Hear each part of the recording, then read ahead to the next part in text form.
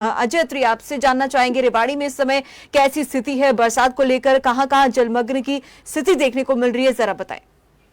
जी बिल्कुल, देखिए आपको बताना चाहूंगा कि मानसून के बावजूद रेवाड़ी के अंदर अगर बात करने लगे तो बारिश का दौर प्रदेश भर के साथ रेवाड़ी में भी लगातार जारी है। और ऐसे में कहीं ना कहीं जल भराव होना स्वाभाविक है, क्योंकि जिला प्रशासन की ओर से पहले ही मानसून से पहले जिस तरीके से प्रशासन के तमाम अधिकारियों को अलर्ट कर दिया गया था और तमाम नाली और नालों को सफाई के निर्देश भी यहाँ पर दिए गए थे, लेकिन फिलहाल की अगर बात करने लगे तो जल भराव जगह जगह यहाँ पर देखा जा रहा है। हालांकि जिस तरीके से मानसून के बावजूद लगातार बारिश का दौर जारी है, तो उसको लेकर के प्रदेश के मुख्यमंत्री नायब सिंह सैनी के निर्देश पर रेवाड़ी के जिला उपायुक्त ने यहाँ तमाम संबंधित अधिकारियों को बैठक करके उनको साफ तौर पर निर्देश दिया है कि किसी प्रकार की जो कोताही ना बरती जाए और जल भराव की स्थिति देखने को ना मिले। इसको लेकर के क्योंकि जिस तरीके से लगातार देखा जा रहा है कि हथनी कुंड का जो सभी गेट खोल दिए गए हैं और एक तरह से बाढ़ का खतरा यहाँ पर देखा जा रहा है। पंचकुला के अंदर भी नदी नालों का स्तर, जो जल का स्तर है, काफी बढ़ चुका है, तो उसको देखते हुए प्रदेश के अन्य जिलों में भी अलर्ट जारी कर दिया गया है। और उसी अलर्ट को देखते हुए मुख्यमंत्री के निर्देश पर रेवाड़ी के जिलाधीश अभिषेक मीणा की ओर से सभी अधिकारियों को निर्देश दिए गए हैं कि वो पूरी तैयारी के साथ रहें। और चूंकि बाढ़ के हालात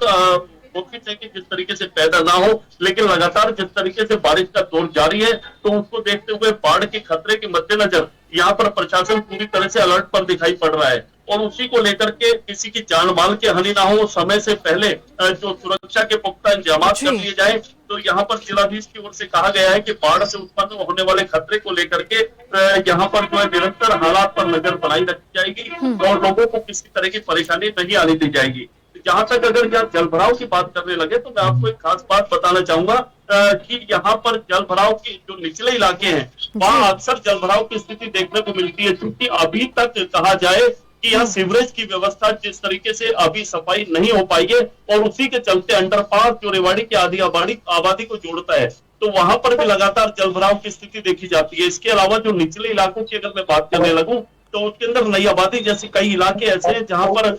कई फुट तक घर जो है पानी से डूब जाते हैं। और खासतौर पर यहाँ सार्वजनिक स्थानों की बात करने लगे तो सार्वजनिक जो बस अड्डा है रेवाड़ी का, रेलवे रोड है, रेलवे स्टेशन का इलाका है, और खासतौर पर जहां लोग अपना इलाज कराने के लिए पहुंचते हैं, नागरिक अस्पताल में भी भारी जल भराव की स्थिति यहाँ पर देखी जाती है। तो उसी को लेकर के जिलाधीश की ओर से कहा गया है, जिस तरीके से प्रदेश में बाढ़ के हालात बढ़ रहे हैं, तो उसको लेकर के अलर्ट पर रहे अधिकारी और समय से पहले सफाई का कार्य करा दिया जाए और कहीं बाढ़ की स्थिति पैदा ना हो, इसको लेकर के पूरी मुस्तैदी के साथ यहाँ पर कार्य करें। ठीक है अजय अत्री, मैं आपके पास वापस लौटूंगी। विक्रम हमारे साथ बने हुए ज्यादा जानकारी के लिए। विक्रम, मेरी आवाज आप तक पहुंच रही है?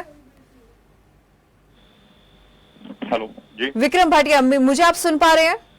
जी बिल्कुल। जी विक्रम, आपसे जानना चाहेंगे इस समय स्थिति सिरसा की कैसी बनी हुई है। जैसे कि हम थोड़ी देर पहले हमारे सहयोगी अजय अत्री ने पूरी जानकारी दी, रेवाड़ी में कैसी स्थिति, कैसा माहौल है, लेकिन अगर जानना चाहे जल भराव कहाँ हुआ है सिरसा में, तो क्या जानकारी निकलकर सामने आ रही है, जरा बताएं। जी, अगर मैं सिरसा की बात करूं, सिरसा में लगातार 2 दिन